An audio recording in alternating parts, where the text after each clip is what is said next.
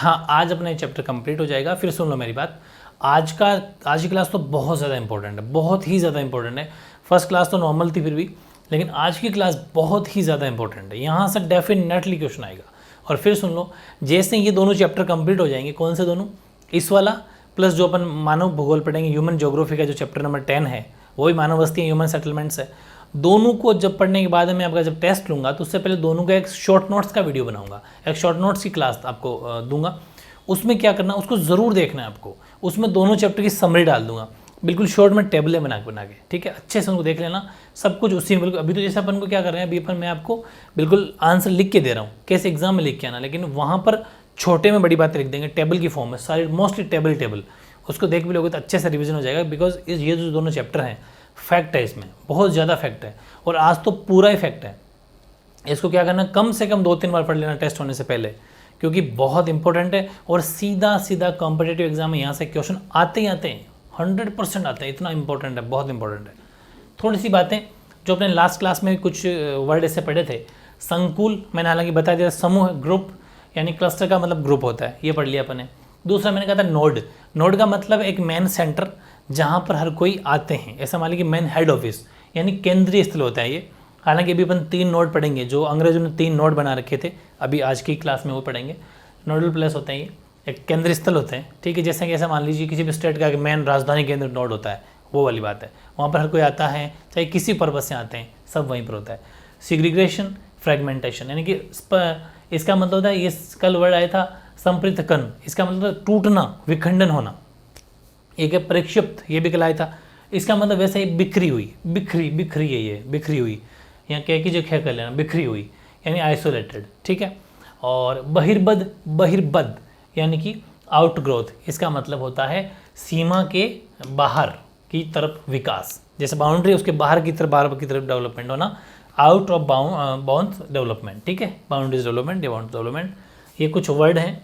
हो सकता है कभी कभी 1 मार्क्स में इनका मीनिंग भी पूछते जाता है, तो मतलब एक्यूरेट प्रिपेयर है, नोट्स के बाहर तो कुछ जाना ही नहीं है, बस आपको ध्यान से एकदम पढ़ना है, ठीक है। बात करते हैं आज की क्लास की। सबसे पहले अपन बात करेंगे भारत में नगरों का विकास कैसे हुआ। जो इंडिया है इसमें टाउन्स जो है उनका डेवलपमेंट एवोल्यूशन कैसे हुआ, वो बात है। तो देखो बात ये है, हालांकि अपन ने पढ़ा था अभी हिस्ट्री के अंदर, सिंधु घाटी सभ्यता और हड़प्पा मोहनजोदड़ो 2 बड़े शहर पढ़ा था। जो इंडस सिविलाइजेशन थी उसके 2 मुख्य बड़े शहर पढ़े थे अपन ने, हड़प्पा और मोहनजोदड़ो। इसका मतलब जो हमारे जो टाउन्स है, जो सिटियाँ हैं, जो शहर है, वो बनना तो वहीं से स्टार्ट हो गया था, ठीक है। बस वही बात यहाँ लिखनी है वापस, यानी कि भारत में नगरों का जो अभ्युदय है, यहाँ पे नगरों का जो विकास है, वो प्रागैतिहासिक काल से ही शुरू हो गया था। Towns flourished since pre historic times in India, बिल्कुल यहाँ तक कि जो इंडस सिविलाइजेशन है, इंडस वैली सिविलाइजेशन है, सिंधु घाटी जो सभ्यता है, उसके युग में भी हड़प्पा और मोहनजोदड़ो जैसे नगर अस्तित्व में आ गए थे। बिल्कुल एग्जाम्पल बढ़िया है, यानी कि even at the time of Indus valley civilisation towns like Harappa and Mohenjodaro were in existence, बिल्कुल सही है। अब अपन बात करते हैं कौन कौन से नगर है। ये तो जो अपन हेडिंग लिखते हैं वो हेडिंग है कि विभिन्न युगों में उनके विकास के आधार पर भारतीय नगरों को निम्न प्रकार से हम वर्गीकृत किया गया है। On the basis of their evolution in different periods Indian towns में भी क्लासीफाई कौन कौन से देखते हैं अपन। पहला यहाँ से देखो, डायरेक्ट आंसर लिखने के बजाय 2-3 लाइन आपको लिखनी है तो आंसर अच्छा बनेगा। ये 2-2.5 लाइन लिखने के बाद में ही यहाँ से नंबरिंग शुरू करनी है, ठीक है। पहला प्राचीन नगर, एंशियंट टाउन्स, नाम से ही पता चल रहा है, वो नगर जो हजारों सालों पहले से चले आ रहे हैं या बस गए थे, प्राचीन नगर बोलते हैं। एंशियंट यानी कि 2000 से अधिक वर्षों से पहले के बने हुए नगर, बस सिंपल इतना समझना है।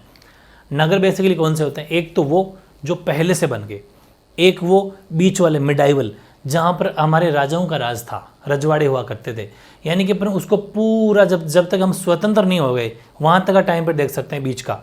और उसके बाद में एक वो जो मॉडर्न अभी आधुनिक चल रहा है, जब हम आज़ाद हो गए 1947 से पहले थोड़ा सा। और चौथा में आप चाहो तो वो भी ले सकते हो जब आज़ादी की बाद में 1947 के बाद का टाइम पीरियड भी ले सकते हो, ठीक है। सारी बातें पढ़ेंगे अभी, समझ लेते हैं एक। पहला प्राचीन नगर, एंशियंट। तो भारत में 2000 से अधिक वर्षों की ऐतिहासिक पृष्ठभूमि वाले अनेक नगर हैं। There are number of towns in India having historical background spanning over 2000 years, बिल्कुल हैं। और अब मेन ये है कि वो हैं तो कौन से हैं। भले ही आपको कुछ भी याद ना रहे, लेकिन प्राचीन नगरों के नाम ज़रूर याद कर लेना। 101% कॉम्पिटिटिव एग्जाम से लेके आपके बोर्ड एग्जाम तक ये सीधा क्वेश्चन आएगा। तो ध्यान रखना, इसमें अधिकांश जो डेवलपमेंट हुए ना वो धर्म के आधार पर हुआ, धार्मिक बेस पर या फिर सांस्कृतिक केंद्रों के रूप में हुआ था, कि जो लोग ज़्यादा जिस धर्म को मानते हैं उस इलाके में उन नगरों का डेवलपमेंट हो, या फिर जो कल्चर सांस्कृतिक, दो मेन आधार रहे। ठीक है, बात करें अपन प्राचीन नगरों की, समझ में आ गई एंशियंट टाउन्स की। एंशियंट टाउन्स का टाइम पर 2000 पहले का है, या इस मान लीजिए 2000 वर्ष से भी अधिक वर्षों का चले आ रहे हैं। और ये बेसिकली बने कैसे थे, धार्मिक बेस पर, रिलीजियस बेस पर या फिर कल्चरल बेस पर, दो मेन आधार थे, धार्मिक और सांस्कृतिक। ठीक है, वाराणसी इनमें सबसे महत्वपूर्ण नगर हैं, यानी कि most of them developed as religious and cultural centres. Varanasi Uttar Pradesh के अंदर पड़ता है, यूपी में। ठीक है, ये सबसे मतलब is one of the important towns among these, यानी कि जो वाराणसी है वो इनमें सर्वाधिक महत्वपूर्ण नगर हैं। ये अपन को ध्यान रखना है। प्रयागराज, जिसका नाम योगी सरकार ने चेंज कर दिया, जो पहले इलाहाबाद हुआ करता था अब वो प्रयागराज है, उत्तर प्रदेश, ये भी यूपी के अंदर है। और पाटलिपुत्र, पटना, बिहार के अंदर, ये भी बहुत पुराना और इम्पोर्टेंट प्राचीन नगर है। और मदुरई, मतलब मदुरई देश के प्राचीन नगरों में से कुछ अन्य उदाहरण आपके हैं, एंशिएंट टाउन्स है। आपको यहाँ बिल्कुल भी स्टेट याद ना रहे, स्टेट याद नहीं रखना है कि कौन से राज्य में पड़ता है, इस पर नहीं फोकस करना, क्योंकि मैं बनाऊंगा इस पर एक मैप, बहुत इंपॉर्टेंट चीज़ है। और जैसे ये मैप आपको बना के दूंगा, मैं कल परसों डाल देता हूँ, कल ही डाल दूंगा, चलो इसका मैप डाल दूंगा, जितने भी टाउन्स के डिफरेंट मैप, एक ही मैप में सब कुछ बातें समझ में आ जाएगी। तो आपको पता चल जाएगा ये शहर जो हैं, ये जो प्राचीन नगर हैं, ये कौन से स्टेट में है। ठीक है, सब समझ में आ जाएगा। एक प्रॉपर एक क्लास ले लूँगा आपकी, तो इस चैप्टर के संबंधित जितने भी मैप बन सकते हैं प्रॉपर समझ में आ जाएगा।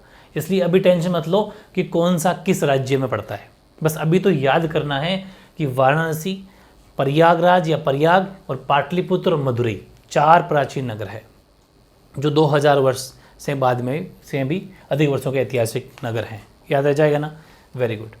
दूसरा है मध्यकालीन नगर, मिडाइवल टाउन्स। ये हैं अपने लगभग 100 टॉप लेवल के नगर इसके अंदर आते हैं। ये हैं राजा महाराजाओं वाले। ठीक है, यानी कि इनका इतिहास मध्यकाल से जुड़ा है, मिडाइवल से जुड़ा है। और इनमें से अधिकांश का विकास रजवाड़ों और राज्यों के मुख्यालयों के रूप में हुआ है, जो हेडक्वार्टर्स होते हैं, मुख्यालय। तो about 100 of existing towns have their roots in their medieval period में इनका हुआ है। और most of them developed as headquarters of principalities and kingdoms, जो राजा महाराजा रजवाड़ों के और इनके अधिकांश के तौर पे हुआ है। बस इतना सा लिखने के बाद में इनको मेनली किला नगर भी कहते हैं। आपको मोस्टली इन शहरों में किले, फोर्ट नजर आ जाएंगे, चाहे वो दिल्ली हो, चाहे वो हैदराबाद हो, चाहे वो जयपुर हो, चाहे वो लखनऊ, चाहे आगरा हो, चाहे वो नागपुर, ये जितने भी हो, ये सब आपको वहाँ पर फोर्ट, राजा महाराजाओं के राज था, रजवाड़े हुआ करते थे, तो वहाँ पर किले हैं, फोर्ट हैं, और इसीलिए इनको किला नगर भी बोलते हैं। ठीक है, किला नगर, फोर्ट सिटीज़, तो ध्यान रखना। इसी लिखा है कि ये किला नगर हैं। ये किला मतलब फोर्ट, यानी दीज आर 4 टाउन्स है ये फोर्ट, जिनका निर्माण प्राचीन नगरों के खंडरों पर हुआ है। ठीक है, मतलब जैसे खंडर का मतलब यहाँ पर क्या है, आपने देखा होगा जितने भी किले या फोर्ट बन रहे होते हैं वो कोई पहाड़ी ऊपर बना हुआ है, लगभग खंडर बोलते हैं, उनके ऊपर बने हुए हैं, हाइट, ज़्यादा हाइट पर मोस्टली। ठीक है, और इनमें कौन कौन से आते हैं, दिल्ली, हैदराबाद, जयपुर, लखनऊ, आगरा और नागपुर। वेरी वेरी इंपॉर्टेंट, एक भी नहीं छोड़ना है, क्योंकि कैसे भी पूछ सकता है, ऑब्जेक्टिव में, फिल द ब्लैंक्स में, मैच द फॉलोइंग में, हर तरह से तैयार रहेंगे। 1 2 3 4 5 6। ठीक है, ये अपने मध्यकालीन मिडाइवल हो गए, दिल्ली, हैदराबाद, जयपुर, लखनऊ, आगरा, नागपुर। फिर बात आती है मॉडर्न टाउन्स, आधुनिक नगर। ये बसाए अंग्रेजों ने, ये आधुनिक जो है वो अंग्रेजों ने बसाए। ये हैं अपना टाइम पीरियड, राजाओं का जैसे राज खत्म हुआ, अंग्रेजों का राज यहाँ इंडिया के अंदर हुआ, यानी कि लगभग 17वीं-18वीं सेंचुरी मान लीजिए, जो अपने 1857 क्रांति में अंग्रेजों को भगाया था, तब से जो बीच का टाइम पीरियड है वो उस टाइम पर। तो अंग्रेजों और अन्य यूरोपियों ने भारत में अनेक नगरों का विकास किया। The British and other Europeans have developed A number of towns in India, बिल्कुल किया। और तटीय स्थानों पर, तटीय मतलब मोस्टली जो पानी का इलाका है, वहाँ पर अपने पैर जमाते हुए इनमें सबसे पहले सूरत, क्योंकि सूरत में बिजनेस के हिसाब से, दमन, गोवा, पांडिचेरी, इनसे, ये वो इलाके हैं जहाँ पर पानी है, तटीय इलाके हैं, ये पानी है। अंग्रेजों को पानी पसंद है, ठीक है ना, हाँ, तो वो वाली चीज़ है, इनको खुलापन पसंद है इत्यादि। जैसे व्यापारिक पतन विकसित किए, यानी कि starting there foothold on coastal location, they first developed some trading ports such as सूरत, दमन, गोवा, पौंडीचेरी बोल दो यहाँ पर, ठीक है। और गोवा को तो अपने बड़ी दादागिरी के साथ से आपको पता ही भारत के अंदर मिलाया था, वरना ये गोवा की तो एक अलग स्टोरी है, वरना गोवा को तो छोड़ नहीं रहे थे। हालांकि आज गोवा हमारे सबसे ज़्यादा पर्यटन स्थल है, ठीक है, सबसे ज़्यादा टूरिस्ट वहाँ पर आते हैं, तो वो भी है, ये अपने पढ़ लिया। फिर अंग्रेजों ने क्या करा, बाद में 3 मुख्य नोडो बनाए। नोडो मैंने कहा ना भी 3 मुख्य नोडो की बात करेंगे, स्टार्टिंग मैंने आपसे बात की थी, तो वो वाले नोडो बनाए। द ब्रिटिश लेटर, हाँ ये रहा, the British later consolidated their hold around 3 principal nodes, 3 nodes बनाए। कौन कौन से, वेरी वेरी इंपॉर्टेंट है, और वो ध्यान से पढ़ेंगे अपन। पहला है मुंबई, जिसका बॉम्बे भी नाम है, पहले हुआ करता था। चेन्नई, मद्रास, ठीक है, मद्रास चेन्नई हो गया। कोलकाता, कैलकाटा जो पहले हुआ करता था वो कोलकाता हो गया, मद्रास चेन्नई हो गया, और आपका बॉम्बे है वो मुंबई हो गया। ये मेन 3 नोडो हैं, 3 नोडो जो अंग्रेजों ने बनाई थी। नोडो का मतलब है एक हेड क्वार्टर्स की तरह, मेन सेंटर, ठीक है, बनाए इन्होंने, और अपनी पकड़ मजबूत की। और जितने भी ये बनाए हैं ना शहरिया, लगभग आपको अंग्रेजी शैली में बने हुए नजर आएंगे, एकदम इंग्लिश स्ट्रक्चर की तरह नजर आएंगे। मोस्टली अंग्रेजों की जो बिल्डिंग्स होती है उनके वहाँ ब्रिटेन में वैसे आपको नजर आएंगे। ये भी थोड़ा देख लेते हैं, जैसे कि अपनी प्रभाविता को प्रत्यक्ष रूप से अथवा रजवाड़ों पर नियंत्रण के माध्यम से तेजी से बढ़ते हुए इन्होंने प्रशासनिक केंद्रों ग्रीष्म, अच्छा ये बैठे बैठे, मैंने कहा ना इनको ठंड पसंद है, खुलापन पसंद है, तो ये क्या करते थे, इनको बीच वगैरह ये पसंद है गोरे लोगों को इनको। तो इन गोरियों ने क्या करा कि ये विश्राम स्थल बड़े, मतलब यहाँ फुल दादागिरी करते थे ये मस्त एकदम, कि जब जैसे राजस्थान का एग्जाम्पल दूँ आपको, तो ये क्या करते थे सर्दियों के अंदर, सर्दियों में तो ये रहते हैं अपने अजमेर में, अजमेर को कैपिटल बना लिया, राजधानी बना लिया। गर्मी में ये 6 महीने के लिए जाते माउंट आबू, ठीक है, माउंट आबू सिरोही। तो यानी कि गर्मी में अजमेर, क्योंकि सर्दियों में अजमेर, क्योंकि सर्दी ज़्यादा पड़ती है, अजमेर का माहौल ठीक है वहाँ पर गर्मी, तो यहाँ इसकी राजधानी की बना ली इन्होंने अजमेर को। वरना ये अजमेर मेरवाड़ा जिसे बोलते हैं, अजमेर मेरवाड़ा, और ये चले गए सर्दी उसमें, गर्मी में चले गए माउंट आबू। मतलब ऐसे रहते थे फुल दादागिरी, आराम से विश्राम अलग अलग आराम से जगह जगह बना के रखते थे, वहाँ पर आराम से रुकते, फर्स्ट क्लास है ना। तो पर्वतीय नगरों को स्थापित किया, मोस्टली पर्वतीय नगर या फिर पानी वाले इलाके उनमें, और सिविल प्रशासनिक और सैन्य क्षेत्रों को जोड़ा इन्होंने। और 1850 के बाद में आधुनिक उद्योगों पर आधारित नगरों का भी इन्होंने जन्म हुआ। जमशेदपुर इसका एग्जाम्पल है, जिसको अपन बोलते हैं उद्योगों पर आधारित नगर, सबसे इंपॉर्टेंट है। Towns based modern industries also evoluted after 1850। और जमशेदपुर एग्जाम में 1 मार्क्स का क्वेश्चन पक्का है कि ऐसा कौन सा नगर है जो उद्योगों पर आधारित है और 1850 के बाद में बना के एकदम मॉडर्न आधुनिक नगर, वो जमशेदपुर है। जमशेदपुर वेरी वेरी इंपॉर्टेंट है। बाकी तो आई थिंक आपकी समझ में आ गया होगा कि इन्होंने ये हो गया rapidly extending their domination either directly or through control over the princely states. यहाँ पर अपनी दादागिरी जमाने के लिए, अपनी धाक जमाने के लिए तेजी से बढ़े, और एस्टेब्लिश देयर एडमिनिस्ट्रेटिव सेंटर वगैरह यहाँ पर बनाए, हिल टाउन्स, समर रिजॉर्ट्स बनाए वहाँ पर रहने के लिए, and added new civil administrative and military areas of them, ये सब कुछ बनाए। बहुत ईजी है, ठीक है। अब अपन बात 3 की कर ले, देखो 3 बातें पढ़ चुके आधुनिक, यानी कि सबसे पहले अपने पढ़ा प्राचीन नगर, एंशियंट टाउन्स, फिर अपन ने सेकंड पढ़ा मध्यकालीन नगर, मिडाइवल टाउन्स, फिर अपन ने पढ़ा आधुनिक नगर यानी कि मॉडर्न टाउन्स, जिसके अंदर यहाँ जाके मॉडर्न टाउन्स फिनिश हो गया। अब हम बात करते हैं जो 1947 में आज़ादी मिली, इन गोरे लोगों को अपने भगा दिया यहाँ से, उसके बाद में हमें आज़ादी के बाद में भी कुछ ऐसे नगर हैं जिनको हमने बसाए। इसको आप 4 नंबर पॉइंट देख के भी लिख सकते हो। स्वतंत्रता प्राप्ति के पश्चात, थोड़ा सा मैंने अलग कलर भी चेंज कर दिया आपके लिए, आफ्टर इंडिपेंडेंस, ताकि आपको पहचान रहे। स्वतंत्रता प्राप्ति के पश्चात अनेक नगर प्रशासनिक केंद्र, जैसे कि वेरी वेरी इंपॉर्टेंट है चंडीगढ़, भुवनेश्वर, गांधीनगर, दिसपुर जो असम की राजधानी कैपिटल है, ये चारों आपको अच्छे से याद करना, जो 1947 के बाद में, आज़ादी के बाद में बसाए हमने। और ये तो अपने हो गए प्रशासनिक केंद्र। अच्छा ये भी ध्यान रखना है, एडमिनिस्ट्रेटिव टाउन है ये, या फिर administrative headquarters, very very important है। कौन कौन से? चंडीगढ़, भुवनेश्वर, गांधीनगर, दिसपुर, 4 रह जाएंगे। फिर अपन ने बात करते हैं वापस औद्योगिक केंद्रों की, ठीक है, यानी कि अपन अब बात करेंगे, वो करेंगे इंडस्ट्रियल सेंटर्स की। औद्योगिक केंद्र वो है अपने दुर्गापुर, भिलाई, या जहाँ मतलब फैक्ट्रीज जो इलाका है और जहाँ इंडस्ट्रियाँ लगी हुई है, भिलाई, सिंदरी और बरौनी, ये 4 हैं, ठीक है। यानी कि सच एज ये रहा डूंगरपुर, दुर्गापुर है भाई, सॉरी दुर्गापुर, भिलाई, सिंदरी और बरौनी, ठीक है, बरौनी, हाँ ये हो गया। फिर अपन कुछ पुराने नगर महानगरों के चारों ओर अनुषंगी, जैसे कि हमने कुछ ऐसे भी नगर भी बसाए जो महानगर है ना, मेगा सिटी, जैसे कि दिल्ली है, और दिल्ली के चारों आप देखना गाजियाबाद बहुत बड़ा शहर बस गया पास में ही, रोहतक और गुड़गांव, जो पहले गुड़गांव होता था आज गुरुग्राम हो गया, नाम चेंज हो गया उसका। ये 3 वेरी इंपॉर्टेंट है जो महानगर के पास में बसाए हैं, तो बहुत ईजी हो गया ना। मैं फिर समझा दूँ कि आज़ादी के बाद में हमने कौन कौन से नगर हमने बसाए भारत में। तो सबसे पहली चीज़ तो ये प्रशासनिक केंद्र जो बनाए अपन ने, यानी कि जो एडमिनिस्ट्रेटिव हेडक्वार्टर्स जो बनाए वो बनाए अपने चंडीगढ़, भुवनेश्वर, गांधीनगर, दिसपुर, 4 हो गए।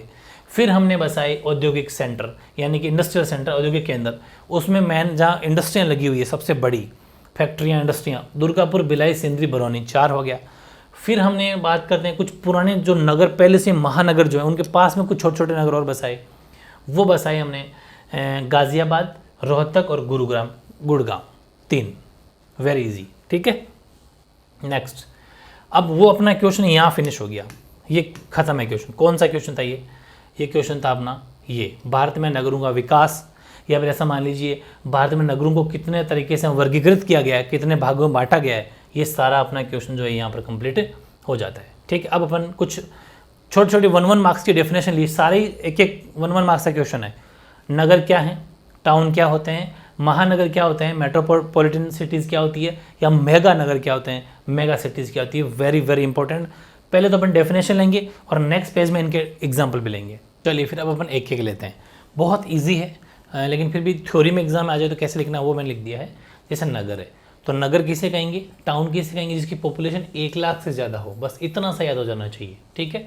यानी कि जिसकी जो पॉपुलेशन है वो मोर देन क्या हो, 1 लाख हो, 1 लाख, ठीक है, वो नगर कहलाते हैं। नगर का दूसरा नाम ये भी होता है प्रथम वर्ग का नगर भी इन्हें कहा जाता है। या तो इसको बोल दो कि नगरीय केंद्र को नगर कहते हैं, या फिर प्रथम वर्ग का नगर भी इसे कहते हैं, दोनों नाम है, एक ही बात है। यानी कि सिटी क्लास फर्स्ट टाउन, अभी बता दूंगा मैं कौन कौन से फर्स्ट सेकंड थर्ड, अभी एक टेबल लेके चलेंगे उसमें आपको पता चल जाएगा कि ये प्रथम वर्ग क्या होता है, द्वितीय वर्ग क्या होता है, first class, second class, third class क्या है, ये सब बता दूंगा अभी, ठीक है। फिर सेकंड है महानगर। महानगर 10 लाख से लेके 50 लाख तक की पॉपुलेशन, 10 लाख से 50 लाख की पॉपुलेशन जो है वो महानगर में आ जाती है, वेरी वेरी इंपॉर्टेंट है। यानी जिसकी पॉपुलेशन 1 मिलियन, देखो 10 लाख बोल दो चाहे 1 मिलियन बोल दो इंग्लिश मीडियम वाले, तो 1 lakh to 5 million, sorry 1 million to 5 million वो हो जाए मेट्रोपॉलिटन, यानी कि महानगरों की। और जो मेगा नगर होते हैं, ठीक है, वो होते हैं 50 लाख से ज़्यादा पॉपुलेशन जिनकी हो, यानी कि अब मोर देन 50 लाख जिनकी हो, या फिर 5 मिलियन बोल दो, 5 मिलियन, वो मेगा नगर कहलाते हैं। बहुत ईजी हो गया। 1 लाख से ऊपर नगर यानी कि टाउन, 10 लाख से 50 लाख के बीच में महानगर यानी कि मेट्रोपॉलिटन सिटीज़, फिर मेगा नगर यानी कि मेगा सिटीज़ वो 50 लाख से ऊपर, ठीक है। तो बहुत इजी है, कनेक्टिविटी हो जाएगी आपस में, बहुत इजी हो जाएगा। अब बात करते हैं अपन कुछ फैक्ट की, वो मैंने बता दिया आपको। फिर अपन एक नया क्वेश्चन लेते हैं। ये क्वेश्चन ही है कि 20वीं शताब्दी में भारत में नगरीकरण की व्याख्या कीजिए। इंडिया के अंदर नगरीकरण का मतलब हमें ये बताना है कि जो नगर में, सिटीज़ में जो पॉपुलेशन है वो कैसे कैसे बढ़ी, इंक्रीज हुई या डिक्रीज हुई, क्या मामला है वो देख रहे हैं। Explain the urbanization that took place in India in the 20th century. 20वीं शताब्दी की बात करने पर, 20वीं सेंचुरी जो 20th सेंचुरी है उसकी अपन बात कर रहे हैं। तो जनसंख्या में नगरीय जनसंख्या के प्रतिशत के रूप में नगरीकरण के स्तर का मापन किया जाता है, ठीक है। यानी कि जो टोटल पॉपुलेशन है, जैसे मैं कह दिया एग्जाम्पल छोटा सा कि 1000 जने हैं, 1000 पीपल है, अब इस 1000 पीपल में से कितने लोग सिटी में रहते हैं, वो सपोज आपने कह दिया कि 1000 में से 100 जने सिटी में रहते हैं, इसका मतलब क्या कहा आपने कि 10%, इस टोटल पॉपुलेशन का 10% ही, 10% ही होता है 100, तो 10% लोग हैं वो कहाँ रहते हैं, सिटी में रहते हैं, इस हिसाब से, ठीक है। यानी कि the level of urbanisation is measured in terms of percentage of urban population to the total population. Suppose total population 1000 थी, उनमें से 100 जने रहते हैं, इसका मतलब वो 10%, मतलब इसको परसेंट में दिखाया जाता है, ये बात हो गई। दूसरा अपन कुछ फैक्ट लेंगे, वेरी वेरी इंपॉर्टेंट है कि 1991 के अंदर, 1991 के अंदर भारत में नगरीय जनसंख्या थी इतनी 25.71% थी 1991 के अंदर, ठीक है। वो 2011 के अंदर, देखो ध्यान रखना खूब सारे स्टूडेंट्स के पास में जो बुक्स है वो पुरानी है, 2011 वाले आंकड़े ही याद करने हैं आपको, वो मैं प्रॉपर चेक करके बिल्कुल डिटेल्स हैं, कोई गलती नहीं होगी। अगर थोड़ी बहुत हो भी जाएगी तो मैं कमेंट में पिन कर दूंगा। लेकिन बड़े ध्यान से बनाया गया, कोई टाइपिंग एरर रह जाए तो बात लेकिन नहीं रहेगी, ठीक है। जब मैं पढ़ दूंगा उसके बाद में नहीं मिलेगा। तो 31.16% आपके बात करें अपन 2011 में, मतलब जो 25.71 थी वो 31.16 हो गई। इतना रेशो बढ़ गया 1991 से लेके, मतलब 10 साल का जो टाइम इंटरवल है इसके बीच में, ठीक है। और ये बात इंग्लिश में भी सेम ही खैर समझ गए होंगे। फिर अतः 20वीं शताब्दी में नगरीय जनसंख्या में 11 गुना वृद्धि हुई है, यानी कि therefore in the 20th century the urban population increase 11 time, 11 गुना बढ़ गई पॉपुलेशन, ठीक है। ओके, ये बात हो गई। इस तीव्र वृद्धि का प्रमुख कारण है नगरीय केंद्र की ओर जनसंख्या का प्रवास। नगरों की ओर जनसंख्या बढ़ रही है, तो जनसंख्या नगरों की तरफ जाएगी, सिटीज़ की तरफ आएगी, तो सीधी सी बात है पॉपुलेशन वहाँ की बढ़ जाएगी। The main reason for the rapid growth is migration of population to the urban centres, ठीक है। हालांकि ये बहुत ईजी है, बस आपको तो फैक्ट याद करना है, बाकी कारण तो आप जानते हो, ठीक है। इसके अतिरिक्त और नगरीय में क्या है कि नगरीय केंद्रों का विस्तार, नए नगरों का आविर्भाव भी नगरीय जनसंख्या वृद्धि और हाँ ये भी है, नए नए सिटीज़ का बनना। जैसे नई सिटी बनी तो वहाँ पर लोग प्लॉट लेना शुरू हो जाएंगे। आप देखा भी होगा कि ऐसा सुना है ना आपने कि आज वहाँ पर प्लॉटिंग हो रही है, 10 बीघा ज़मीन 20 बीघा ज़मीन के अंदर आज प्लॉटिंग कर रहे हैं, और कि हर कोई फिर वहाँ ज़मीन लेना चाहेगा, क्योंकि स्टार्टिंग में जब सिटी बसती है या कोई शहर बनता है ना, तो थोड़ा कम सस्ती रेटें होती है, हर कोई वहाँ आ जाएंगे, फिर वो सिटी से बन जाएगा। तो नया शहर का बनना भी एक मेन कारण है शहरीकरण का। Apart from this, the expansion of urban centers and the emergence of new cities have also contribute significantly to the increase into urban population and urbanization. ये सब कारण थे। छोटा सा क्वेश्चन था, आई थिंक बहुत इजीली आपको समझ में आ गया होगा। ये फैक्ट लिया मैंने टेबल, ये जो भी अपन बात की थी ना वो ये होते हैं वर्ग, ये वर्ग है, ठीक है, ये वर्ग है। वर्ग का मतलब हो गया क्लास, ये क्लास है, first class, second, third, fourth, fifth, six, ये 6 क्लासों के अंदर आपको ये फैक्ट याद करना है, ठीक है। अभी अपन जो बात की थी ना वो उसको पहले क्लास में रखा गया है, 1 लाख से अधिक वाले को, उसको इसीलिए बोला जाता है फर्स्ट क्लास। ये सभी के नाम हो गए, तो 1 लाख और उससे अधिक वहाँ तक की पॉपुलेशन जो है, उसमें शहरों की संख्या कितनी है, 468 ऐसी सिटी है जिनकी पॉपुलेशन 1 लाख से ज़्यादा है, ठीक है। ऊपर शहरों की संख्या, नंबर ऑफ सिटीज़ है ये, और इसकी ज़रूरत नहीं है, पॉपुलेशन नहीं याद होती तो कोई बात नहीं, लेकिन ये परसेंटेज थोड़ा सा याद कर लेना। 60.45% जो है वो 1 लाख से ऊपर पॉपुलेशन, जो जिनके शहरों की संख्या 468 है, उनका परसेंटेज टोटल जनसंख्या का, टोटल पॉपुलेशन का 60.45% है। फिर सेकंड फेज में आता है 50,000 से 99,999, 99,999, 1 लाख से एक कम, उसकी सिटीज़ ऐसे शहरों की संख्या 474, 474, और परसेंटेज है 10.96%। उसके नीचे आते हैं 20,000 से 50,000 के बीच में, एक कम है, हर किसी में एक कम है, 50,000 से एक कम, 1 लाख से एक कम, 20,000 से एक कम, 10,000 से एक कम। इनमें शहरों की संख्या 1373 है और परसेंटेज है 15.43, और 10,000 से 20,000 के बीच में इतने सिटीज़ है और परसेंटेज 8.45 है। 5,000 से 10,000 यानी एक कम के बीच में अगर देखें तो 1749 सिटीज़ है, काफ़ी सिटी है, अभी 4.21% आएंगे इनका। क्योंकि ये देखो, ये टेंशन मत लेना आप कि ये यहाँ तो इतना है और यहाँ पॉपुलेशन कम कैसे हो रही है, तो ये ज़रूरी नहीं है। ये देखो यहाँ पर 468 है लेकिन पॉपुलेशन ज़्यादा है, क्योंकि वो 1 लाख से अधिक है हर शहर में। ये यहाँ पर जो पॉपुलेशन है वो हर सिटी की है, हर शहर में 1 लाख ज़्यादा, इसलिए जनसंख्या ज़्यादा होगी, पॉपुलेशन ज़्यादा हो गई।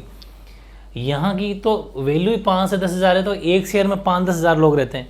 हालांकि ऐसे छोटे छोटे शहर हो तो 1700 काउंटिंग में तो बहुत ज़्यादा हो गए, लेकिन पॉपुलेशन तो कम ही है ना, पॉपुलेशन 15 ऐसे कुछ ही है, कम ही बढ़ेगी, क्योंकि पॉपुलेशन ज़्यादा नहीं बढ़ेगी। एक शहर में 5,000 से या 10,000 के बीच में हर सिटी का, एक शहर में 5,000 से कम, ऐसे आपको 424 ही मिलेंगे जिनकी पॉपुलेशन 1% से भी कम है। तो ये कुछ आंकड़े हैं जो आई थिंक आपको समझ में आ गए होंगे। मेरा कहने का मतलब ये है, ये जो दिख रहा है ना, ये एक शहर का है, 1 लाख से अधिक, इसका मतलब हर शहर में लाख या लाख से ज़्यादा ऐसे शहर है 468। 50,000 से लेके 1 लाख के बीच में ऐसे शहर है 474, यानी कि हर शहर में 50,000 से लेके 1 लाख तक की पॉपुलेशन हर शहर में है, और इनका ये परसेंटेज याद कर लेना। हालांकि इसको ग्राफ के शेप में भी दिखा सकते हो आप इस हिसाब से, ठीक है। अगर आप ग्राफिकली दिखाओगे तो ऐसा ग्राफ बन जाएगा कि मोस्टली पोर्शन, ये तो है फर्स्ट, ये फर्स्ट है क्योंकि 60% का रेशियो है, ये 60% वाला ये फर्स्ट है आपका जो 60% है, 60.45% लगभग, ठीक है। बाकी ये आपका सेकंड है और ये आपका इसमें सेकंड हो गया, और ये फोर्थ, फिफ्थ, सिक्स, और थर्ड की अपन अगर बात करें तो देखो ये थर्ड है, ये इसमें प्रिंट नहीं है, ये तीसरा है, ठीक है। इस तरीके से ईजी है। बात करते हैं नेक्स्ट, उसी की बात कर रहे हैं, इस टेबल की बात कर रहे हैं।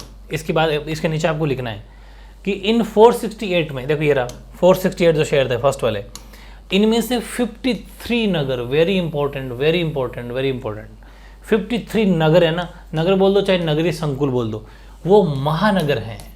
बहुत बड़ी चीज़ है ये। यानी out of these 468 cities 53 cities या अर्बन एग्लोमरेशन वो है मेट्रोपॉलिटन सिटी। ये ध्यान रखना, 53 जो शहर है ना 468 में से वो मेट्रोपॉलिटन है, यानी कि वो महानगर हैं। एग्जाम में क्वेश्चन आ सकता है कि 468 में से या फिर इस टेबल के अनुसार बताइए कि कितने महानगर हैं according to 2011 census population counting जो हुई थी, उस हिसाब से आपको बताना है कि 2011 के अनुसार 53 महानगर है। समझ में आ गई? 53। फिर हैं 6 मेगा नगर, वेरी इंपॉर्टेंट, वेरी इंपॉर्टेंट, हर कॉम्पिटिटिव एग्जाम हो जाता है।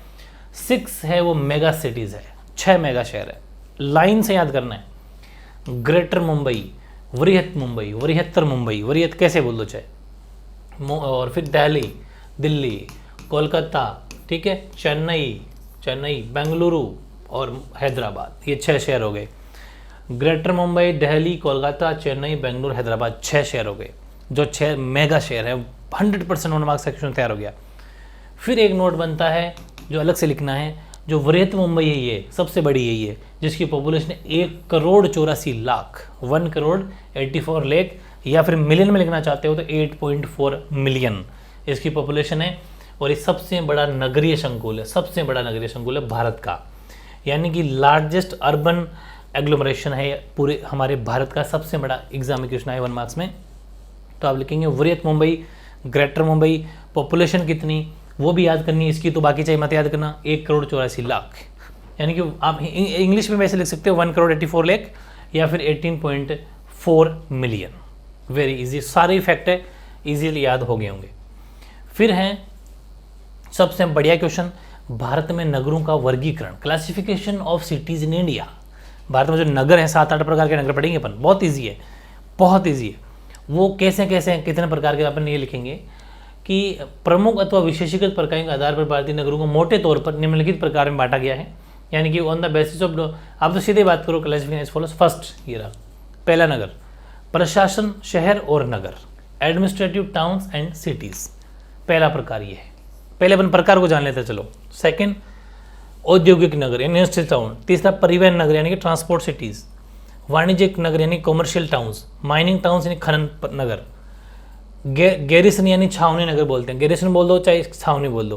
Garrison cantonment towns. 7वां, शैक्षिक नगर यानी एजुकेशनल टाउन्स। 8वां, धार्मिक और सांस्कृतिक नगर, रिलीजियस एंड कल्चरल टाउन्स। 9वां, पर्यटन नगर, टूरिस्ट टाउन। टोटल 9 तरह के टाउन अपने पढ़ेंगे, ये ध्यान रखना, 9 प्रकार के टाउन।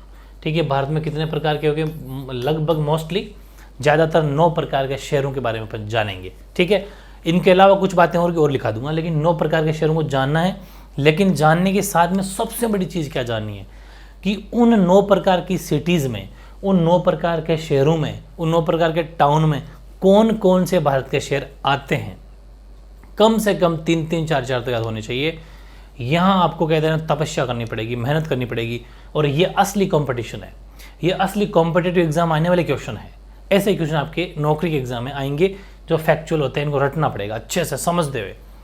जैसे प्रशासन, शहर और नगर, ये कौन कौन से होते हैं कि उच्चतर क्रम के प्रशासनिक मुख्यालयों वाले शहरों को प्रशासन नगर कहते हैं, जहाँ पर हेडक्वार्टर्स होते हैं, यानी कि टाउन सपोर्टिंग एडमिनिस्ट्रेटिव हेडक्वार्टर्स जहाँ होते हैं उनको हम higher order and administrative towns बोलते हैं। सच है, इनमें कौन कौन से आते हैं, इनमें आते हैं चंडीगढ़, नई दिल्ली, भोपाल, शिलोंग कर लेना इसको, शिलोंग, गुवाहाटी, इम्फाल, श्रीनगर, गांधीनगर, जयपुर, चेन्नई एक्सेट्रा, ये आते हैं प्रशासनिक शहर। यानी मोस्टली आपको ये राजधानियाँ दिखेगी, ज़्यादातर हर राज्य की राजधानी इसके अंदर आती है। मेरा कहने का मतलब ये है, समझ में आ गई?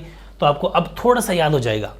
चंडीगढ़ पंजाब हरियाणा की राजधानी है, भारत की राजधानी नई दिल्ली है ही, भोपाल मध्य प्रदेश, ठीक है, शिलोंग, गुवाहाटी, इम्फाल, श्रीनगर, गांधीनगर, जयपुर, चेन्नई, ये सब, मतलब इम्फाल आपको पता है ये भी राजधानी है, श्रीनगर भी राजधानी, मतलब गांधीनगर जो गुजरात, मतलब हर जगह, जयपुर राजस्थान का जो मोस्टली बातें वो है कि वो कैपिटल है, बड़ी सिटी है। कोई भी 4-5 याद रह जाए तो बहुत बढ़िया, फुल मार्क्स मिलेंगे, कोई मार्क्स नहीं करता। सारी याद करने की जरूरत नहीं कि 4-5 तो याद करना ही करना है, ठीक है। तो ये हो गया अपने, इसमें कौन कौन से आगे लिख दिया अपने। सेकंड बात करते हैं औद्योगिक नगरों की, ठीक है, यानी इंडस्ट्रियल टाउन। इसमें आते हैं अपने मुंबई, वेरी इंपॉर्टेंट, सेलम, कोयम्बटूर, मोदी नगर, जमशेदपुर, हुगली, भिलाई, ये सब आते हैं। सबको मैप में बता दूंगा कौन सा किस स्टेट में पता चल जाएगा, अभी नहीं याद करना, फिर उस मैप को घोटना बस तो याद हो जाएगा, ठीक है। ये हो गया इंडस्ट्रियल टाउन्स हो गया। परिवहन नगर या ट्रांसपोर्ट सिटीज़ की बात करें अगर अपन, तो ये होते हैं पतन यानी बंदरगाह, जहाँ पर शिप जहाज वगैरह आके रुकते हैं। पतन बंदरगाह किसे कहते हैं, जहाँ पर जहाज अपना जैसे समुद्र सामान लाती है और जहाँ रुकते हैं उनका स्टॉपेज, जैसे एयरलाइंस होती है जहाँ एरोप्लेन वगैरह रुकती है, वैसे एयरपोर्ट जिसे बोलते हैं अपन। तो ये पतन नगर जो मुख्यतः आयात और निर्यात कार्यों में संलग्न रहते हैं, ठीक है, आयात लाना और ले जाना ये काम है इनका। तो they may be ports primarily engaged in export and import activities such as. ये ऐसे कौन कौन से हैं हमारे, सीधा नौकरी का एग्जाम पूछा गया क्वेश्चन, रिपीट बहुत ज़्यादा, इसीलिए तो कहता हूँ मैं एनसीईआरटी में जिसकी पकड़ हो गई ना 100% सरकारी नौकरी उसकी पक्की है, चाहे कोई सी भी हो, सिविल सर्विसेज तक इनके बारे कुछ नहीं जाता, बस इनको ढंग से पढ़ना है। और प्रॉपर जिसने अपने नोट्स को पढ़ लिया, हिंदी और इंग्लिश दोनों मीडियम मिल रहे हैं आपको, और हर बच्चे को दोनों मीडियम का ज्ञान होना बहुत ज़रूरी है। ये चीज़ें आगे काम आएगी तब पता चलेगा कि कोई सा भी ऐसा चैनल नहीं है जहाँ पर दोनों लैंग्वेज में पढ़ाया जाता हो। बड़ी मेहनत लगती है, हम चाहते तो एक लैंग्वेज में कोई सा पढ़ा देंगे, लेकिन नहीं, जानबूझ के कि दोनों बेनिफिट हो, दोनों का बेनिफिट हो, इसलिए अपने चैनल के ऊपर सारे इंटेलिजेंट स्टूडेंट ही पढ़ते हैं। बाकी मोस्टली क्या होते हैं, हिंदी वालों को हिंदी चाहिए, इंग्लिश वालों को तो खैर वो एडजस्ट कर लें, इंग्लिश चाहिए, वरना हिंदी मीडियम वाले तो इंग्लिश का ई नहीं देखना चाहते, पता नहीं उनके मन में क्या धसा रखी है, उनको ये नहीं पता कि आगे जाके इंग्लिश नहीं होगी तो करोगे क्या तुम, लेकिन खैर अपना कहना आता है आगे उनको पता चल जाएगा। परिवहन नगर कौन कौन से हैं, कांडला, कोची, कोझिकोड, विशाखापट्टनम, ये 3-4 याद कर लेना। फिर आंतरिक परिवहन की दूरियाँ जैसे कि धुलिया है, मुगलसराय है, ये अंदर के वाले जो पोर्शन है, इटारसी है, कटनी, ये सब इसमें आ जाते हैं, ठीक है। यानी कि इसमें अपन बात करें तो सच एज ये तो अपने पढ़ लिया, विशाखापट्टनम एक्सेट्रा है ना। Hubs of inland transport such as Agra, Dhulia, और ये हो गया मुगलसराय और इटारसी और कटनी, ये हैं, ठीक है।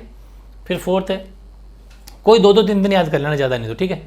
वाणिज्यिक नगर, कॉमर्शियल टाउन्स है, उसमें है व्यापार और वाणिज्य में विशिष्टता प्राप्त शहरों को इस नगरों में रखा जाता है। Towns and cities specialising at trade and commerce, नाम से पता चल रहा है जिसमें व्यापार कर रहे हो उन शहरों को। कोलकाता है, अपना सहारनपुर है, सतना है, बस 3 मेन सिटीज़ के अंदर आती है जहाँ पर बेसिकली व्यापार और वाणिज्य कॉमर्शियल एक्टिविटी होती है, जहाँ पर वो ज़्यादा यहाँ होती है। कोलकाता, सहारनपुर और सतना, मैप में दिखा दूंगा। माइनिंग टाउन्स, खनन नगर, जहाँ पर खनन होती है, माइंस खाने जहाँ होती है। दिस टाउन्स है डेवलप मिनरल रिच एरियाज, जो रानीगंज है, जहाँ झरिया है, हाँ झरिया है, डिगबोई है, अंकलेश्वर है, सिंगरौली है, बस वेरी इंपॉर्टेंट। ये नगर खनिज समृद्ध क्षेत्रों को कहते हैं, जहाँ पर खनिज मिल जाए, चाहे वो कोयला की खान हो, चाहे वो पत्थर की मार्बल की खान हो, कैसी भी हो वो सब, ठीक है, ईजी है। फिर छठा है गैरिसन, ये होते छावनी, जहाँ मिलिट्री कैंप जहाँ लगते हैं, छावनी, यानी कि गैरिसन बोल दो चाहे कंटेनमेंट टाउन बोल दो, छावनी होता है, गैरिसन का मतलब छावनी है। तो इसका मतलब इन नगरों का उदय गैरिसन नगरों के रूप में हुआ था, जैसे कि अम्बाला है, पंजाब में आता है, जालंधर पंजाब है, महू एमपी हो गया, बबीना आपका जम्मू कश्मीर हो गया, उधमपुर इत्यादि, ये सब इसमें आ जाता है, ठीक है। These towns emerge garrison town such as Ambala, Jalandhar, Mhow की स्पेलिंग ठीक यही है बिल्कुल, बबीना और उधमपुर, ठीक है।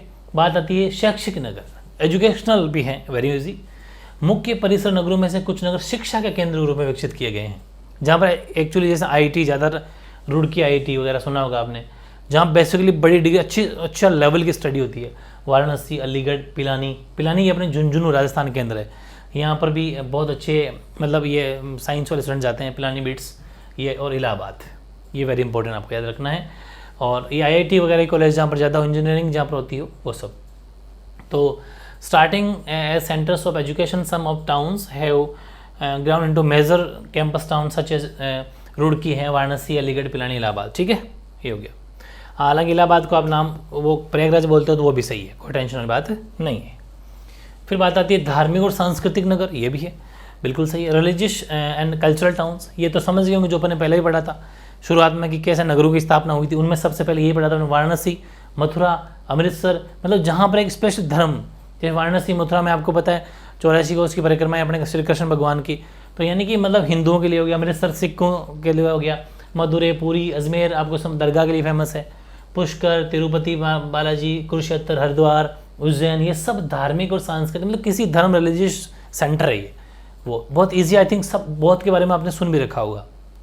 तो ये हो गया, ठीक है, अजमेर, पुष्कर सब हो गया। Ujjain and prominence due to their religious and cultural significance, ये इनकी पहचान है। और फिर पर्यटन नगर, जहाँ पर लोग घूमने लेके जाते हैं, एक टूरिस्ट टाउन है जो वेरी इंपॉर्टेंट। बताओ फ्यूचर में कितना काम आएगा, अच्छे पढ़ लिखे लोग, अच्छी जॉब लग जाएगी और अच्छे पैसे वाले बन जाओगे, तो घूमने जाओगे तो पता तो होना चाहिए कहाँ जाएँ, वरना घूमने जाओगे कहाँ, ठीक है, इसे पता ही नहीं हो। तो नैनीताल बहुत प्यारी जगह है, मसूरी, शिमला, पचमढ़ी, जोधपुर, जैसलमेर, उडगमंडलम जिसको अपन ऊटी बोलते हैं, ठीक है, माउंट आबू, कुछ पर्यटन गंतव्य स्थान है। और नगर अपने प्रकार में स्तर नहीं है उनके, अच्छा देखो यहाँ तक भी कर लेना, ठीक है, यहाँ तक सही है, इसकी आगे नहीं भी लिखोगे तो कोई बात नहीं, इसकी ज़रूरत नहीं है, इसकी कोई ज़रूरत नहीं है, ठीक है, इतना कर लेना, बस इतना करना है अपन को।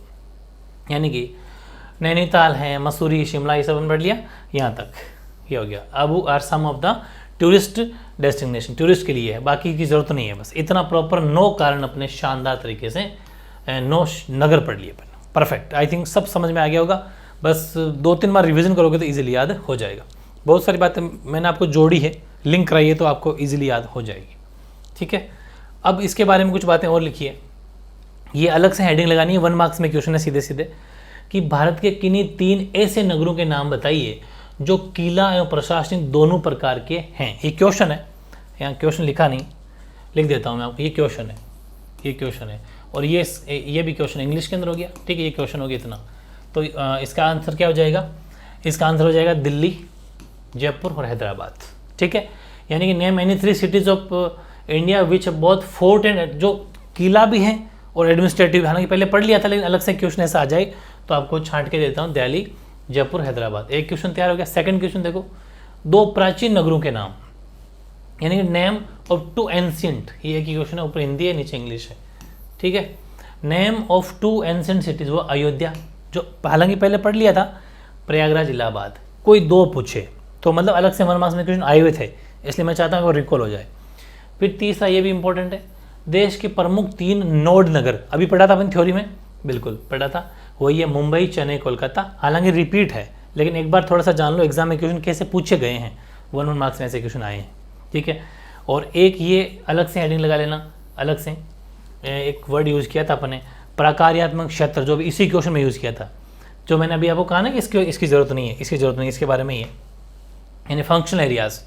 तो ये क्षेत्र जो व्यापार, उद्योग और वाणिज्य, प्रशासन, परिवहन व संचार, इन सब गतिविधियों का मेन सेंटर होता है, प्रमुख केंद्र होता है, वो प्रकार्यात्मक क्षेत्र कहलाते हैं। यानी कि the area which is the main centre of activities like trade है, इंडस्ट्री है, कॉमर्स है, एडमिनिस्ट्रेशन है, transport, communication etcetera is called functional areas. ये भी क्वेश्चन 1 मार्क्स में पूछा गया है, ध्यान से रखना, इसलिए मैं आपको जानबूझ के अलग से लिखवा रहा हूँ, ठीक है। 2 मार्क्स का क्वेश्चन है तो, ठीक है। फिर अपन बात करते हैं अगले क्वेश्चन की, कि किसी, ये आपके एनसीईआरटी बुक के पीछे दे रखा था, किसी नगरीय संकुल की पहचान किस प्रकार की जाती है, कि ये नगरीय संकुल है, इसकी कैसे पहचान की जाएंगी, इसके 3 आधार है, 3 बेस है। How can one identify in urban agglomeration, वो ये हैं कि बहुसंख्यक महानगर व मेगा नगर नगरीय संकुल है। जो भी जिन बहुसंख्यक का मतलब जो मेजोरिटी में ज़्यादा संख्या हो, majority of metropolitan city and mega cities are urban agglomeration, वही है जिनमें बहुसंख्यक पॉपुलेशन ज़्यादा हो, उसको हम क्या कहते हैं, वो साहब मेगा नगर, या फिर ऐसा मान लीजिए वो नगरीय संकुल है, उसे हम क्या कहते हैं कि वो नगरीय संकुल जिसके अंदर पॉपुलेशन काफ़ी ज़्यादा हो, लाइक जयपुर जैसे बड़ा शहर, ये सब दिल्ली हो गया, कोलकाता हो गया सब। फिर एक नगरीय संकुल में 3 मेन बातें होनी चाहिए, इसने कहा ना 3 कैसे पहचान की, तो 3 बेस पे हम बातें करते हैं। यानी कि फॉलोइंग 3 कॉम्बिनेशंस वो ये हैं। पहला तो ये है कि एक नगर वह उसका संलग्न नगरीय बहिर्बद्ध, बहिर्बद्ध मैंने स्टार्टिंग में बताया था, चारों ओर उसके पास में जो डेवलपमेंट होता है, एक सिटी, एक टाउन एंड एडजॉइंग अर्बन आउटग्रोथ्स, उसके बाहर का वो कंप्लीट। दूसरा बहिर्बद्ध के सहित, यानी कि बाहर वाले उसके सहित या फिर उसके बिना रहित, यानी कि ये हो गया 2 और मोर कॉन्टिजियस टाउन्स विथ और विदाउट देयर आउटग्रोथ्स, अथवा अधिक संस्पर्शी नगर, यानी इसके अलावा पास में छोटे छोटे नगरों का होना, वो भी इसमें आ जाता है। किस में आ जाता है, वो आ जाता है आपके नगरीय संकुल में। या फिर एक या उससे ज़्यादा संलग्न नगर, मतलब पास पास में जो नगर होते हैं वो बहिर्बद से युक्त या संस्पर्शी परसका नगर का निर्माण करते हो। ज़्यादा इंपॉर्टेंट नहीं है, लेकिन एनसीईआरटी के पीछे दे रखा था, अपनी बुक में आंसर भी है, तो लिख दिया city and one more adjoining towns with their outgrowths together forming a contiguous spread. रट लेना, कोई खास वो नहीं है, समझोगे, क्योंकि बहिर्बद वगैरह मैंने शब्द लिखा रखे हैं, हालांकि ज़्यादा इंपॉर्टेंट नहीं है, क्योंकि इसमें फैक्ट आएंगे ये नहीं आएगा 100%, क्योंकि हर चैप्टर कहीं ना कहीं आपको कुछ सिखाने की बातें करता है। कुछ चीज़ें ऐसी होती है जिनको अपन छोड़ भी सकते हैं, लेकिन मैंने जानबूझ के करवाया क्योंकि आपकी बुक के पीछे दे रखा था, तो कल को आप कमेंट करोगे, इसलिए अपन इसको भी ले लिया। फिर बात करते हैं अपन महानगर क्या होते हैं, ये भी क्वेश्चन है। अगर एग्जाम में क्वेश्चन है कि सिर्फ महानगर बताओ, महानगर, हालांकि मैंने लिखवा दिया कि 10 लाख से 50 लाख पॉपुलेशन में होते हैं, लेकिन एक आगे और किया कि ये नगरीय संकुलों से किस प्रकार भिन्न होते हैं, इसलिए मैंने इसको लिया। ये आपके मॉडल पेपर में आया क्वेश्चन है। तो what are metropolitan cities, how are they different from urban agglomeration. तो ये पहली बात तो ये बतानी है कि महानगर होते क्या है, जो पीछे पड़ के आ रहे हैं। 10 लाख से 50 लाख की पॉपुलेशन वाले सारे महानगर हैं, ठीक है, वो आपके मेट्रोपॉलिटन सिटी होती है जिनकी पॉपुलेशन 10 लाख टू 50 लाख होती हो। दूसरी बात इसने कहा कि ये नगरीय संकुलों से डिफरेंट क्यों है, भिन्न क्यों है, क्योंकि नगरीय संकुल अलग है, महानगर नगर सब मिला के नगरीय संकुल बन जाता है, यानी मेट्रोपॉलिटन सिटी से डिफरेंट क्यों है। तो ये इसका आंसर ये होगा कि ये रहा, हाँ, while many metropolitan cities together form an urban complex in which the population is more than 50 lakh, यानी कि जबकि कई महानगर मिलकर नगरीय संकुल बनाते हैं जिसमें जनसंख्या 50 लाख होती है। मतलब पहली बात तो ये कि महानगर की पॉपुलेशन 10 से 50 लाख के बीच में होती है, जबकि जो नगरीय संकुल है वो तो नगरीय संकुल तो सारे महानगर मिला के उससे बोलते हैं नगरीय संकुल। मेरी बात समझ में आ गई? ये बहुत ईजी है, मैं ये कहना चाह रहा हूँ। इसने कहा कि महानगर में और नगरीय संकुल में फ़र्क क्या है। महानगर तो वो होता है जिसकी पॉपुलेशन 10 से 50 लाख हो, लेकिन नगरीय संकुल तो वो है कि जिसमें 5, 4, 5, 6, 8, 10 महानगर मिलके नगरीय संकुल कहलाते हैं, जिनकी पॉपुलेशन शुरुआती 50 लाख से ज़्यादा होती है, मेगा सिटीज टाइप, उन्हें बोलते हैं नगरीय संकुल। ठीक है, इजी है। फिर है भारत में गुच्छित बस्तियों, कोई 2 उदाहरण दीजिए। ये क्वेश्चन हमने लिख दिया पहले वाले क्लास में जो कल अपना फर्स्ट पार्ट था, लेकिन मैं ये क्वेश्चन था आया हुआ, इसलिए मैंने लिया कि कैसे क्वेश्चन एग्जाम पूछे गए थे अपने। उसमें मैंने आपको ये कहा भी था कि जब भी जो 4 अपने ग्रामीण बस्तियों के प्रकार पढ़े हैं, जो रूरल सेटलमेंट्स के जो 4 टाइप्स पढ़े थे, जिसमें एक पढ़ा था अपने first phase clustered settlements, exam में क्वेश्चन क्या पूछेगा, बड़ा क्वेश्चन इस चैप्टर से नहीं आएगा, छोटा आएगा, ऐसा क्वेश्चन आएगा कि उस क्लस्टर्ड जो सेटलमेंट्स पढ़ा आपने, गुच्छित जो पढ़ी आपने, उसकी क्या खास बात है। पहली खास बात तो ये कि ये बस्तियाँ उपजाऊ और जलोढ़ मैदानों में और उत्तरी पूर्व राज्यों में पाई जाती है, लिखवा दिया था मैंने आपको। ठीक है, in India these settlements are found in fertile alluvial plains and north eastern states, ये मैंने आपको लिखवाया था, कहा भी था कि ये जरूर ध्यान रखना है। दूसरा, ये किस जगह है, उस शहर का नाम, उस जगह का नाम रेगिस्तानी क्षेत्रों में जल संसाधनों के निकट तथा मेन नागालैंड और बुंदेलखंड में पाई जाती है। वेरी वेरी इंपॉर्टेंट है। Desert area in found near water resources and Nagaland and Bundelkhand, very important है। ये 2 मार्क्स में क्वेश्चन आया हुआ था, ईजी हो गया। ठीक है, फिर है ये क्वेश्चन भी ठीक है, हालांकि ज़्यादा इंपॉर्टेंट लेकिन ठीक है, सोचने वाला क्वेश्चन है, इंटरव्यू वगैरह में पूछे जा सकते हैं ऐसे क्वेश्चन कि आपके अनुसार अंग्रेजों ने भारत में तटीय स्थानों पर, अपने कहा ना अंग्रेज ज़्यादा तटीय स्थानों पर, यानी कि जो पानी वगैरह था बीच के इलाके, उन पर रहना पसंद करते थे, तो उन स्थानों पर नगरों का विकास क्यों किया, क्या कारण था कि वहीं पर रहना चाह रहे थे। According to you why did the British develop cities on the coast in India. तो उसका मेन कारण ये था कि अंग्रेज आए किस लिए थे यहाँ पर, ये भी सोचो ना, स्टार्टिंग वहीं से करो। अंग्रेज आए थे व्यापार करने के लिए, कि स्टार्टिंग में यहाँ पर राज करना इनका मन नहीं था, वो तो बिजनेस करने के लिए भारत में आए थे। फिर यहाँ आने के बाद में देखा कि यहाँ के सारे लोग तो मूर्ख हैं, ऐसे ही इनको तो आराम से उल्लू बनाया जा सकता है, तो उल्लू बना के ज़बरदस्ती राज कर लिया यहाँ के लोगों की भोलापना देख के। और हमारे राजाओं की, राजा क्या चाहिए, बस ऐश आराम चाहिए उनको कोई कुछ नहीं चाहिए। उनको अच्छी अच्छी शराब लाते थे विदेशी, पिला के उनको खुश कर देते। ठीक है, अच्छे अच्छे गोरे गोरियाँ आते थे साथ में, तो राजा बस उनको देख के ही खुश हो जाता। राजा को बैठा दिया गद्दी पर, पूरी सीटें संभाल ली उन्होंने। ठीक है, ये बात है। तो अतः उन्होंने क्या करा, तटीय स्थानों पर नगरों का विकास किया। इनको पता था कि इसके पास में कुछ नगर बनाते हैं, फिर बिजनेस करेंगे, किया ताकि समुद्री मार्ग से इजीली, क्योंकि उस टाइम के एरोप्लेन वगैरह तो कम थे, तो शिप के माध्यम से समुद्र के इलाके से जल्दी आया जा सकता है। तो इन्होंने सोचा कि अपन एक काम करते हैं, इनके पास में नगर बसा लेते हैं, ताकि यहाँ से सीधा माल ले जाएंगे और लाएंगे, ईजी पड़ेगा। तो समुद्री मार्ग से वहाँ जहाज़ों के माध्यम से वस्तुओं को भारत में ला सके और यहाँ से वस्तुओं को बाहर भेज सके। इसी कारण उन्होंने सूरत, दमन, गोवा, पांडिचेरी, मुंबई, चेन्नई और कोलकाता का विकास किया था। ये सब अंग्रेजों के बसाए हुए शहर हैं। ठीक है। The main reason for the arrival of the British was trade, therefore they develop cities on the coastal places, ठीक है, so that they could bring goods to India through ships there by sea route, यानी कि जो समुद्री जहाज़ों से उधर से, and send goods out from here. For this reason developed Surat, Daman, Goa, Pondicherry, Mumbai and Chennai और कोलकाता, इन शहरों को उन्होंने बसाया, ठीक है।